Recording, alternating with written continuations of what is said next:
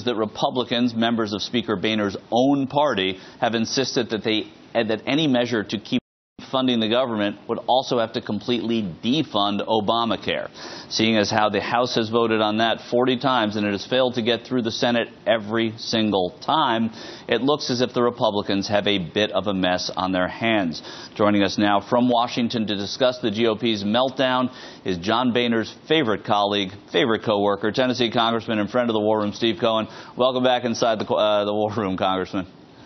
Speaker Boehner and I are both 49ers, born in 49, not San Francisco 49ers. Oh, really? That's good. Well, he wears the same color uniform as on his face as the 49ers. Congressman, how does it feel right now on the House floor? I mean, really, can you feel the GOP coming apart at the seams? Well, they just can't even get the votes in their own caucus to pass a farm bill or to pass a transportation, housing, or urban development bill, THUD. This is unbelievable. When Nancy Pelosi was Speaker, we had Democratic votes, and there were some differences in the caucus. There were liberal progressive Democrats and there were blue dog Democrats. But we never failed to pass a budget, and we never failed to come together and pass our legislation. On the Farm Bill, they had to pull the bill on the floor. Extremely embarrassing to the Speaker. And now on THUD, they had to announce yesterday they were not going to take it for a vote. They have Tea Party people in their caucus that the Speaker has no control over. Their caucus is out of order, and the Speaker can't control his own caucus, let alone the House. Steny Hoyer spoke this morning, and I think he was quoting somebody, and I don't remember the source, but he said that this is civic turmoil is what we're experiencing, and we saw it in 2010, and the public was upset about it. You know, the old network movie line, we're upset and we're not going to take it anymore. And these House members elected in 2010 and that Tea Party sweep are taking the same idea. It's a civic tantrum, I think is what Steny said.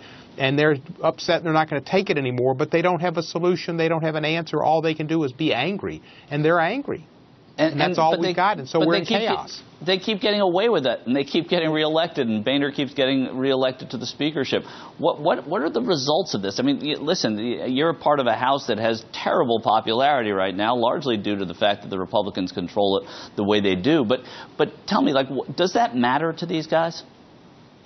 Well, you know, I don't know that it does. In their home districts are drawn by legislatures. They got a big national win in 2010, and they had those wins in the state legislative races, too. They drew the lines for the 2012 elections in most states. Some states were more progressive, like California, to where it's a nonpartisan situation, and the courts draw them. That's better. But in those states that are like most, where it's politics, they've got districts where they're safe, and their only threat is from a Republican primary. And the Tea Party people have threatened to primary Lamar Alexander in my state, a guy who's, you know, for a Republican, he's fairly moderate. And yet, and conservative, but he's going to be threatened with a Tea Party attack, and they would threaten anybody, and those people, that's the only concern they've got. And as far as passing legislation, that's not what this Republican Congress is about. It's all about messaging. It's about kicking Barack Obama, because they know if Barack Obama's positive and popular in 2014, there's a chance the Democrats win back seats.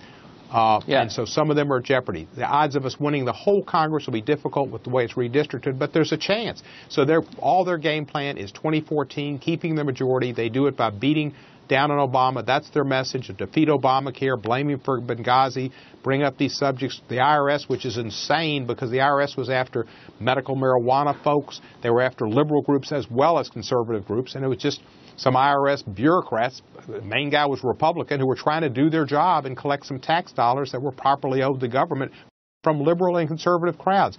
They keep beating it. They're good on message. I'm not going to say they were like somebody that was in Germany in a long time ago, but that's who they're a lot like.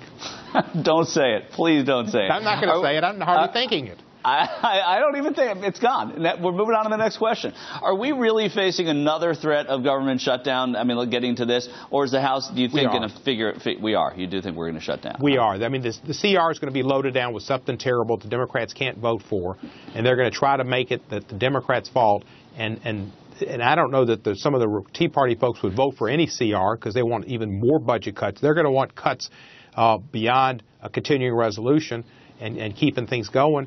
And if they don't vote for it and the Democrats can't because of what they throw into it, they may think a government shutdown is a good thing. You know, that The debt ceiling is going to be coming up. The president swore to us yesterday in caucus that he's not going to negotiate on the debt ceiling. We have to pay our debts. That's what you do. Countries pay their bills. We don't want to be a deadbeat country, and you pay your bills. These Republicans are taking us to the cliff. They've done it before, and they'll do it again. Well, why don't you just step out of the way, let them jump off, because that would be kind of cool to watch.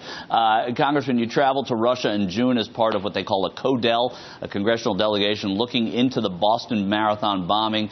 You've argued for better Russian-American relations. Is Russia's decision to grant asylum to Edward Snowden putting the larger relationship at risk, and even this Olympic stuff?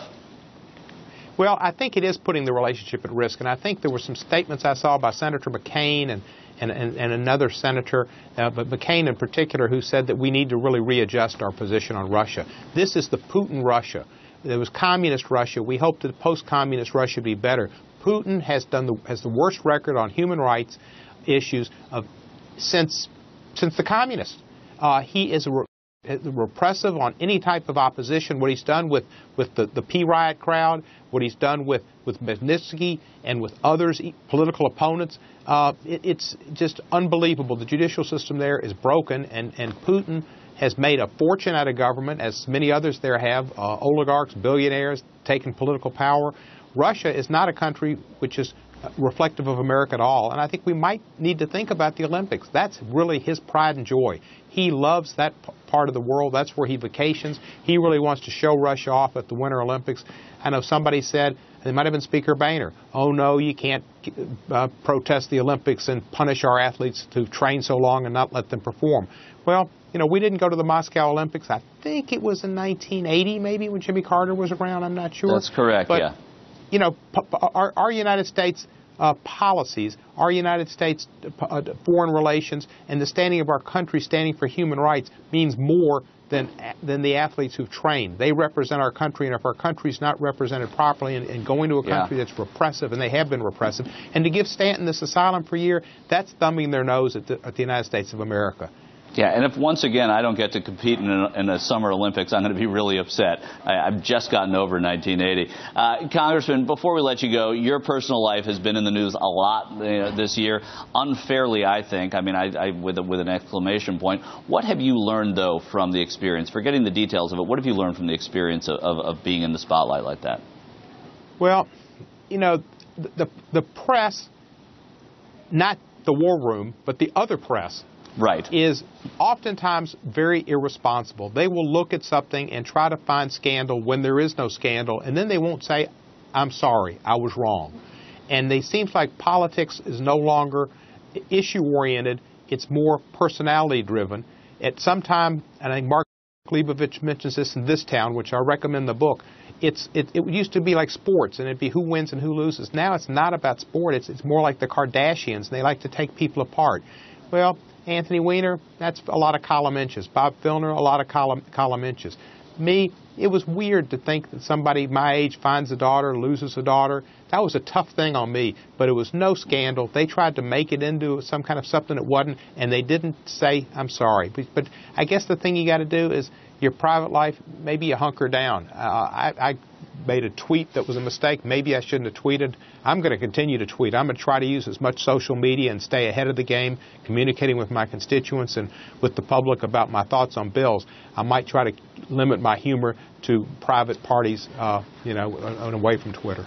Yeah, I would do that. Or just, a funny tweet once in a while, but just be careful and learn how to use a direct message, Congressman, please. I have learned how to do direct messages, and I don't even look at female reporters now. I mean, I just when I see a female reporter, I turn away like Woody Allen buying some kind of a book in the newsstand. Congressman, thank you so much for being on the show. Always a good time when you're here. Coming up, more on the New York City mayor's race, where I promise to talk about Anthony Weiner as little as I possibly can. Also, as unrest in Egypt continues, we'll join the conversation about if and how the U.S. should intervene. Stay with us.